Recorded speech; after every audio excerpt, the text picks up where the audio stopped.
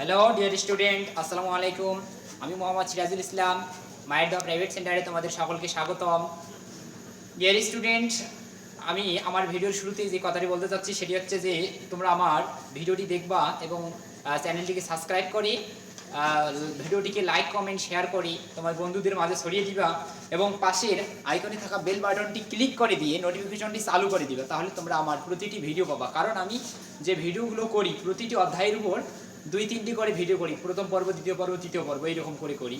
তোমরা যদি প্রথম পর্বটি দেখো, দ্বিতীয়টি না দেখো, তাহলে বুঝতে পারবে না। এই কারণে আমার প্রতিটি ভিডিও দেখা তোমাদের জন্য অবশ্যই প্রয়োজনীয় এবং আমি আশা করবো তোমরা ভিডিওগুলো না টেনে শুরু থেকে শেষ পর্যন্ত প্রতিটি ভিডিও দেখবা। ডিয়ার স্টুডেন্ট, আজকে আমি যে বিষয়টি নিয়ে তোমাদের মাঝে হাজির হয়েছি সেটি হচ্ছে অষ্টম শ্রেণীর গণিত। তোমরা দেখতে পাচ্ছ আমি এখানে লিখে রেখেছি অষ্টম শ্রেণীর গণিত অধ্যায় 1 প্যাটার্ন। এই প্যাটার্ন কি আজকে শুধু অধ্যায়ের মূল আলোচনা, বেসিক আলোচনা হবে, মৌলিক আলোচনা। তোমরা দেখো এখানে যে প্যাটার্ন,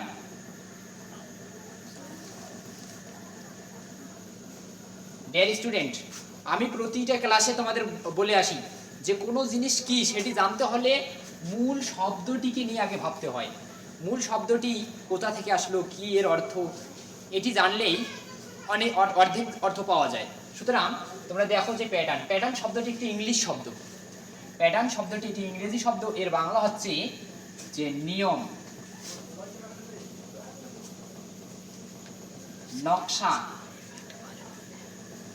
নিয়ম, নকশা, ধারাবাহিকতা ইত্যাদি ইত্যাদি অনেক কিছু হতে পারে। কিন্তু আমাদের গণিতের প্রথম অধ্যায়ের প্যাটার্নটির জন্য নিয়ম কথাটি বেশি প্রযোজ্য। অর্থাৎ প্যাটার্ন শব্দের অর্থ এখানে আমরা নিয়ম যদি নেই, এটি আমাদের এই অধ্যায়ের জন্য যুক্তিযুক্ত হবে। কেননা আমাদের যে প্যাটার্নের যে অঙ্কগুলো আছে সেই প্রতিটি অঙ্ক দেখলে তোমরা বুঝতে পারবা যে প্রত্যেকটা অঙ্ক নির্ধারিত কোনো নিয়মে গঠিত। তাইলে যেমন আমি যদি এই যে এটি লিখে রাখি যে 7 + 9 + 11, এটি একটি প্যাটার্ন, সংখ্যার প্যাটার্ন। আমি যদি এটি লিখে রাখি 1 + 2 + 3 ... এটিও একটি প্যাটার্ন। উপরেরটা হচ্ছে আমি যে উপরে যে লিখে রেখেছি 7 + 9 + 11, এটি দেখা যাচ্ছে যে প্রতি ক্ষেত্রে 2 2 2 2 করে বেড়েছে, এটি একটি প্যাটার্ন। এটা যদি আমরা লিখে রাখো দেখা যাচ্ছে যে এটি প্রতি ক্ষেত্রে 1 1 করে বেড়েছে, এটিও একটি প্যাটার্ন। এখানে 7-এর সাথে 2 যোগ করে 9 হয়েছে, 9-এর সাথে 2 যোগ করে 11, 11-এর সাথে 2 যোগ করলে 13, 13-এর সাথে 2, এটা একটা নির্ধারিত নিয়ম রয়েছে যে প্রত্যেকটার সাথে 2 যোগ করতে হবে। 1-এর সাথে 1 যোগ করলে 2, 2-এর সাথে 1 যোগ করলে 3, 3-এর সাথে 1 যোগ করলে 4, এটি স্বাভাবিক সংখ্যার প্যাটার্ন। স্বাভাবিক সংখ্যার প্যাটার্নের যে নিয়ম সেটি হচ্ছে যে প্রত্যেক ক্ষেত্রে 1 যোগ করতে হয়। সুতরাং আমরা এটা বুঝতে পারতেছি যে প্যাটার্ন তৈরি করতে গেলে, সংখ্যার প্যাটার্ন তৈরি করতে গেলে নির্ধারিত একটা নিয়ম জানা দরকার, নির্ধারিত একটা নিয়ম থাকা দরকার। যেমন এখানে যে নিয়ম 2 2 যোগ করতে হয়, এখানে যে নিয়ম প্রতি ক্ষেত্রে 1 যোগ করতে হয়। সুতরাং প্যাটার্ন শব্দের অর্থ নিয়ম, আমাদের অঙ্কের ক্ষেত্রে এটিই যুক্তিযুক্ত।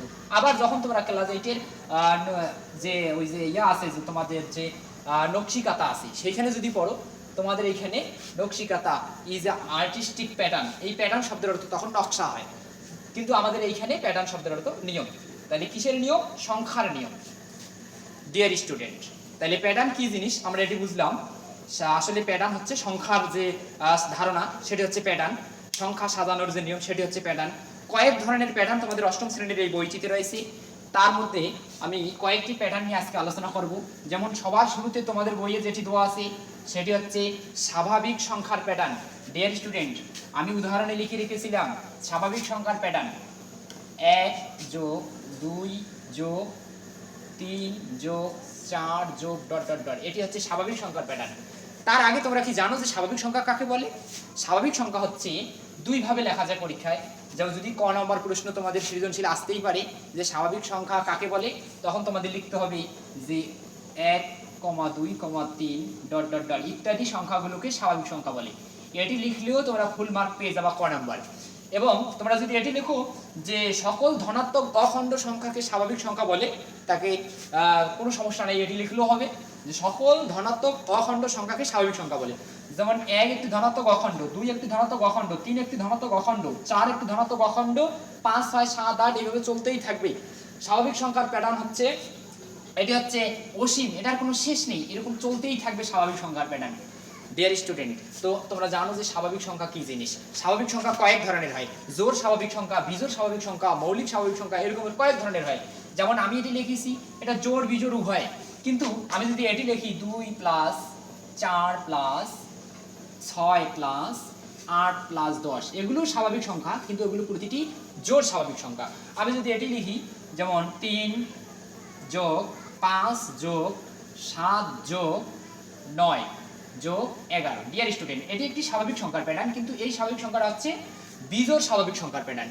ডিয়ার স্টুডেন্ট, আমি যদি এটি লিখে রাখি যে 3 যোগ 2 যোগ 3 যোগ 5 যোগ 7 যোগ 11, এটি হচ্ছে মৌলিক সংখ্যা। ডিয়ার স্টুডেন্ট, তাইলে স্বাভাবিক সংখ্যা কি জিনিস তোমরা বুঝতে পেরেছো, যে স্বাভাবিক সংখ্যা হচ্ছে সকল ধনাত্মক ও অখণ্ড সংখ্যাকে স্বাভাবিক সংখ্যা বলে, অথবা 1 2 3 ডট ডট ডট ইত্যাদি সংখ্যাগুলোকে স্বাভাবিক সংখ্যা বলে। স্বাভাবিক সংখ্যা কয়েক ধরনের হয়, যেমন আমি প্রথমে একটা উদাহরণ দিয়েছি যে 1 যোগ 2 যোগ 3 যোগ 4 যোগ ডট ডট ডট, এখানে জোড় বিজোড় সবগুলো সংখ্যাই আছে, কিন্তু এই প্যাটার্নটি 2 যোগ 4 যোগ 6 যোগ 8 যোগ 10 ডট ডট ডট, এই সংখ্যাগুলো হচ্ছে সবগুলো জোড় স্বাভাবিক সংখ্যা। পরে যে আমি লিখে রেখেছি 3 যোগ 5 যোগ 7 যোগ 9 যোগ 11, এটা হচ্ছে বেজোড় স্বাভাবিক সংখ্যা। 2 যোগ 3 যোগ 5 যোগ 7 যোগ 11, এটা হচ্ছে মৌলিক স্বাভাবিক সংখ্যা। ডিয়ার স্টুডেন্ট, মৌলিক সংখ্যা কি জিনিস এইখানে তোমরা সকলেই দেখাতে পাচ্ছ যে ক্লাস 8 এর জন্য এটি একটি সবচেয়ে গুরুত্বপূর্ণ বিষয়, যে মৌলিক সংখ্যা কি, মৌলিক সংখ্যা কিভাবে বের করতে হয়। তোমাদের সবচেয়ে যে বিষয়টা সেটি হচ্ছে যে প্রায়ই নৈমিত্তিক হিসেবে আসে যে সবচেয়ে ছোট মৌলিক সংখ্যা কোনটি, সেটি আনসার হচ্ছে 2। তারপর এরকম প্রশ্ন আছে যে 70 থেকে 80 এর মধ্যে মৌলিক সংখ্যা কয়টি রয়েছে, এরকমের নৈমিত্তিক সবচেয়ে বেশি আসে। এগুলো দেওয়ার জন্য যে নিয়ম সেটি জানার আগে আমাদের জানতে হবে যে মৌলিক সংখ্যা কি জিনিস। মৌলিক সংখ্যা হচ্ছে সোজা কথা, যে সংখ্যাকে ভাঙা যায় না সেটি হচ্ছে মৌলিক সংখ্যা। এটি হচ্ছে সহজ ভাষা, কিন্তু এটি পরীক্ষায় লেখা যাবে না। পরীক্ষায় লিখতে হবে যে সকল সংখ্যার গুণনীয়ক 1 এবং ওই সংখ্যা ছাড়া অন্য কোনো সংখ্যা হতে পারে না। যে সকল সংখ্যার গুণনীয়ক, যেমন আমি যদি এখানে 2 লিখি, 2 এর গুণনীয়ক শুধু 1 হতে পারে, 2 অক্ষ 2, তাছাড়া আর কোনোভাবেই 2 এর গুণনীয়ক বের করা সম্ভব নয়। এই কারণে 2 একটি মৌলিক সংখ্যা। কিন্তু আমি যদি 6 লিখি, 6 এর গুণনীয়ক 1, 6 অক্ষ 6, আবার 6 এর গুণনীয়ক 3ও হতে পারে, 2 হতে পারে, 3 দুগুণী 6, এই জন্য 6 মৌলিক সংখ্যা নয়। অর্থাৎ যে সকল মৌলিক সংখ্যার গুণনীয়ক 1 এবং ওই সংখ্যা ছাড়া অন্য কোনো সংখ্যা হতে পারে না তাকে বলা হয় মৌলিক সংখ্যা। আর যে সকল সংখ্যার গুণনীয়ক একাধিক হতে পারে সেগুলো মৌলিক সংখ্যা নয়। তাহলে মৌলিক সংখ্যা কি জিনিস তোমরা সকলেই বুঝতে পেরেছো। এই যে মৌলিক সংখ্যাগুলো যে রয়েছে, এই মৌলিক সংখ্যাগুলোর কয়েকটি ক্যাটাগরিতে নৈমিত্তিক তোমাদের আসতে পারে, সেই কথাগুলো আমি তোমাদের বলে দিয়েছি। যেমন আসে যে সবচেয়ে ছোট মৌলিক সংখ্যা কোনটি, 2। যেমন প্রশ্ন আসতে পারে যে 1 থেকে 10 এর মধ্যে মৌলিক সংখ্যা কয়টি রয়েছে, 10 থেকে 20 এর মধ্যে মৌলিক সংখ্যা কয়টি রয়েছে, এরকমের নৈমিত্তিক প্রশ্ন আসতে পারে। তখন এগুলোর অ্যান্সার আমরা কিভাবে দেবো ডিয়ার স্টুডেন্ট। আমি একটি ছোট্ট ফর্মুলা তোমাদের দিতেছি, মনোযোগ দিয়ে তোমরা সেটি দেখো। যে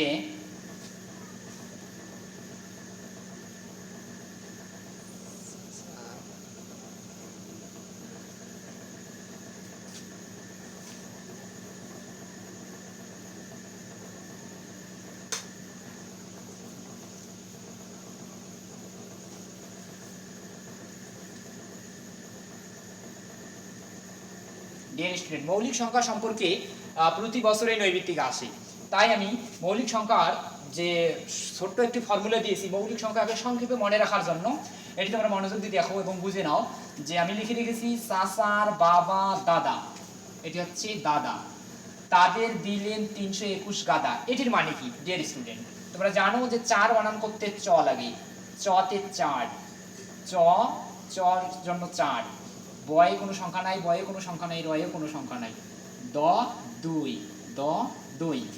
দতে 2, আবার ত হচ্ছে 3, দ হচ্ছে 2, দ হলো 2, আবার 3 হচ্ছে 3, 2 তো 2, 1। ডিয়ার স্টুডেন্ট, গণে দেখো 4 4 8, 8 আর 2 10, 10 আর 2 12, 12 3 15, 15 আর 2 হচ্ছে 17, 17 আর 2 হচ্ছে 19, 19 আর 3 হচ্ছে তোমার 22, 22 আর 2 24, 24 আর 1 হচ্ছে 25। এর মানে হচ্ছে 1 থেকে 100 পর্যন্ত মৌলিক সংখ্যা রয়েছে 25টি। ডিয়ার স্টুডেন্ট, নৈমিত্তিক যদি পরীক্ষায় প্রশ্ন নৈমিত্তিক আসে যে 1 থেকে 100 পর্যন্ত মৌলিক সংখ্যা কয়টি, 25টি। পরীক্ষায় যদি প্রশ্ন আসে 1 থেকে 10 পর্যন্ত মৌলিক সংখ্যা কয়টি? 4টি। এটির মানে হচ্ছে 1 থেকে 10 পর্যন্ত মৌলিক সংখ্যা রয়েছে 4টি। এটির মানে হচ্ছে 10 থেকে 20 পর্যন্ত মৌলিক সংখ্যা রয়েছে 4টি। আর এটির মানে হচ্ছে 20 থেকে 30 পর্যন্ত মৌলিক সংখ্যা রয়েছে 2টি। 30 থেকে 40 পর্যন্ত মৌলিক সংখ্যা রয়েছে 2টি। 40 থেকে 50 পর্যন্ত 3টি। 50 থেকে 60 পর্যন্ত হচ্ছে 2টি। 60 থেকে 70 পর্যন্ত 2টি। 70 থেকে 80 পর্যন্ত 3টি। 80 থেকে 90 পর্যন্ত 2টি। 90 থেকে 100 পর্যন্ত হচ্ছে 1টি মৌলিক সংখ্যা। ডিয়ার স্টুডেন্ট, সহজেই নৈমিত্তিকগুলো আমরা এখন সমাধান করতে পারবো যদি পরীক্ষায় প্রশ্ন আসে যে 80 থেকে 90 পর্যন্ত মৌলিক সংখ্যা কয়টি, তখন আমরা এই ফর্মুলাটা ইস্যু করে দেখব যে 2টি।